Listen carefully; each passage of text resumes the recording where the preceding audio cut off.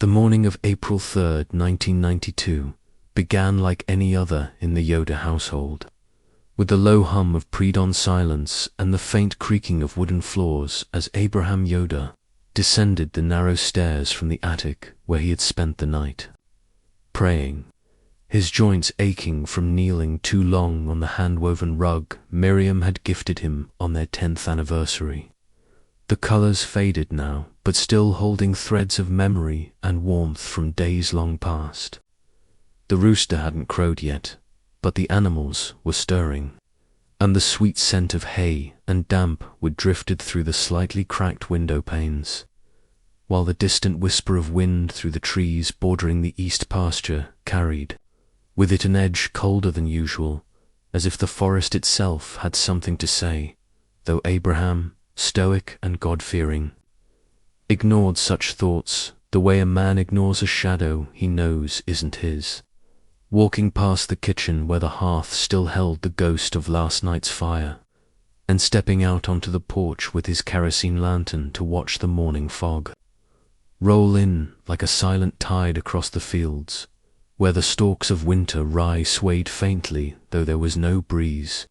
only the kind of stillness that made your breath feel too loud, your thoughts too heavy. And as he looked toward the tree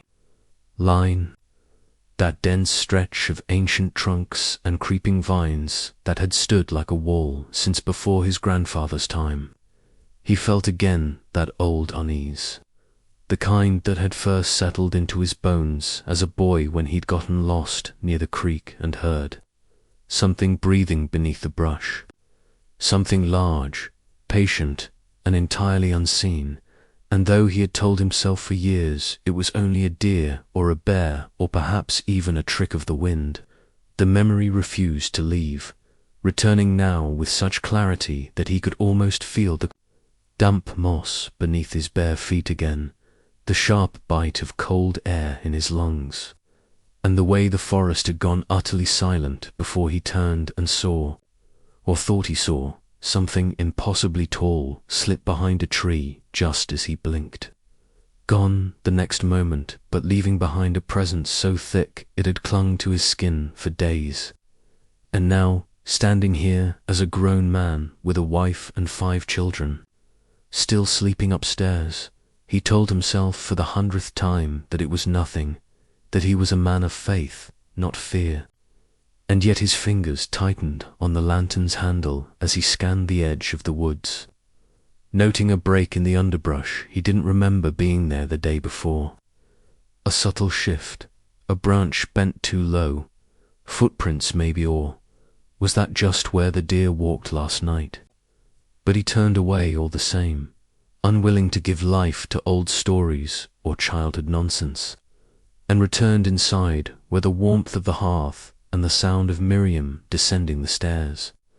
grounded him again in the reality he had built, a world of discipline, order, and hard-earned peace that he was determined to preserve,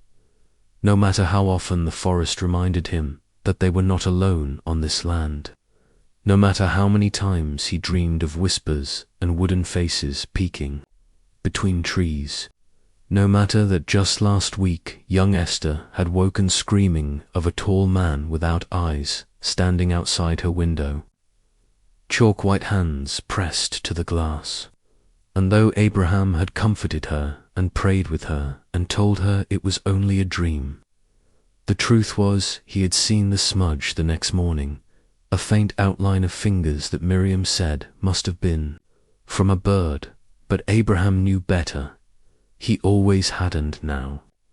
As the morning light grew stronger and the day began to stir with the usual chores, the gathering of eggs, the milking of cows,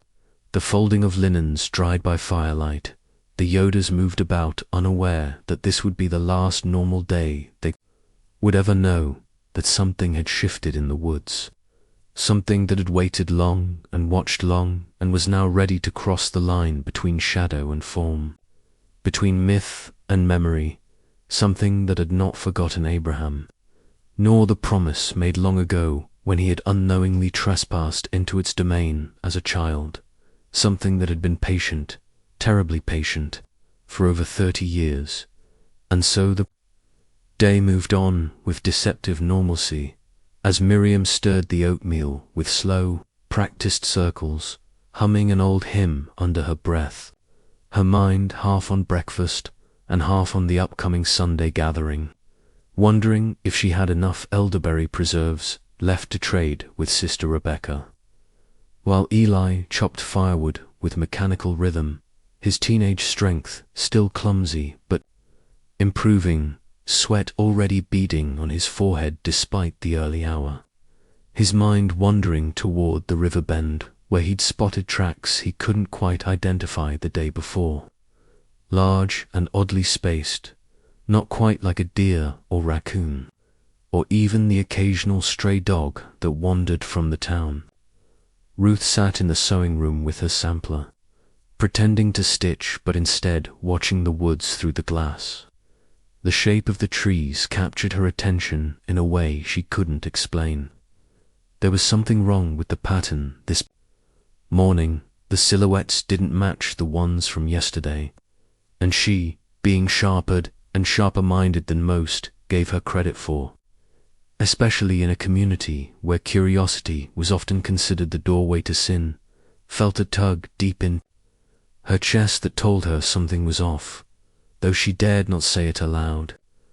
Jonas, ever the quiet one,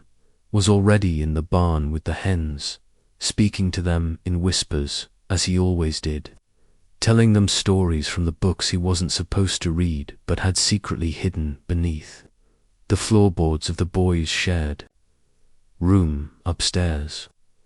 Books borrowed from an old traveling salesman who had broken a wheel outside their home years ago and had bartered novels for food, leaving behind more than he knew. Esther and Naomi played in the back garden, making chains of dandelions and singing off-key rhymes that made the chickens cluck nervously, the kind of songs children sang without knowing where they came from, passed down through generations like forgotten warnings wrapped in melody. Songs that spoke of tall men in black coats and doors that opened to nowhere, and though Miriam scolded them gently for the strange lyrics, she didn't think too much of it. Children had wild imaginations. After Albert had she known where Esther had heard those words, how she had woken in the night and written them in chalk on the attic wall, without ever remembering it come morning. Perhaps she would have looked at the forest differently that day. Perhaps she would have taken the family and left the farm behind, tradition or not, because sometimes the old stories aren't just stories, and sometimes the forest watches back. But by the time Abraham stepped outside again after breakfast to fetch a broken plough blade from the shed, the air had changed, subtle, like a note in a hymn that's half a pitch too low. Not enough for most to notice, but enough to make the horses uneasy and the wind pass in short, sharp gusts that carried with them the faint smell of something burnt and old, like cedar wood left to rot underground for too long. And when he paused mid-step, his hand on the rusted latch of the shed, he saw, just at the far edge of the eastern field,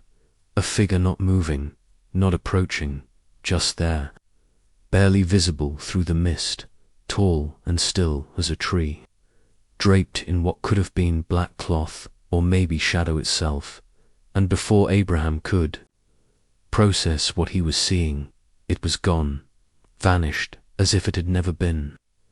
leaving only a shiver down his spine and a low moan from the barn that sent a flock of crows erupting from the rooftop, like an explosion of ink against the grey sky. He said nothing of it to Miriam, nor to Eli when he returned from the woods with a bundle of sticks and a strange look on his face, for the boy had found something two deep gouges in the bark of a sycamore near the creek, long and wide as if made by claws, though there were no animals in the region that could leave such marks, and no reason for Eli to mention them other than a gut feeling he didn't yet understand. And so he kept it to himself, tucking the image into the back of his mind where it joined other half-formed thoughts and doubts. seeds of dread planted in soil still too innocent to fully grasp what was growing there. By midday, the clouds had thickened and the wind howled once, sharp and clear, like a scream heard from far across a valley. But no one in the family commented on it. Perhaps they all heard it and ignored it, or perhaps only one or two truly noticed, but the silence that followed was heavier than usual, pressing down on the house and its occupants like the hand of something ancient and unseen. And when the afternoon chores were finished and supper was prepared, the family gathered for prayer as they always did, sitting in a circle on the wooden floor with heads bowed and hands clasped. And it was in that moment, beneath the soft glow of the oil lamp and the rhythmic cadence of Abraham's voice, that Esther opened her eyes and stared past the family into the hallway, her face going pale as the color drained from her cheeks and her lips parted as if to scream, but no sound came. And when Miriam noticed her expression and followed her gaze, there was nothing there, only shadows and the low creak of the old house settling into its evening bones. But Esther refused to sleep that night, clinging to her sister and whispering of the tall man again, the one who had no eyes, who had told her in her dreams that the roots beneath the house had woken, that the ground remembered, and that soon, very soon, it would all come back.